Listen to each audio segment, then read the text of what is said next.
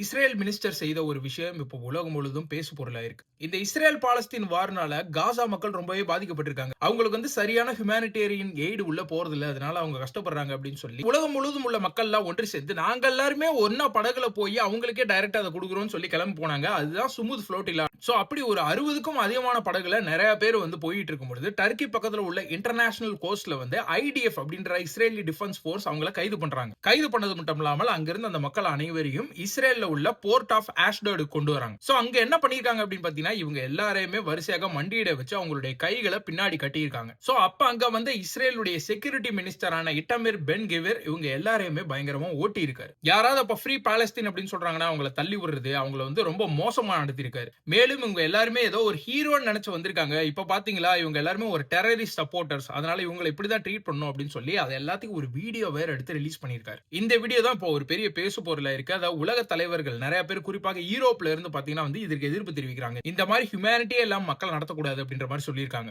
குறிப்பாக இத்தாலியோட prime minister Georgia Melania இருக்கட்டும், Irish prime மினிஸ்டரா இருக்கட்டும் எல்லாருமே இதற்கு எதிர்ப்பு தெரிவிச்சிருக்காங்க. கனடாவுடைய பிரைம் மினிஸ்டரான மார்க் கார்னியும் இதற்கு எதிர்ப்பு தெரிவிச்சிருக்காரு. ஏன்னா அந்த ஸ்மூத் ஃப்ளோட்டிலால போயிருந்த நிறைய பேர் பாத்தீங்கன்னா கனடியன் சிட்டிசன் அப்புறம் யூரோப்பியன் சிட்டிசன்ஸா தான் இருந்திருக்காங்களே. சோ இன்னைக்கு கனடியன்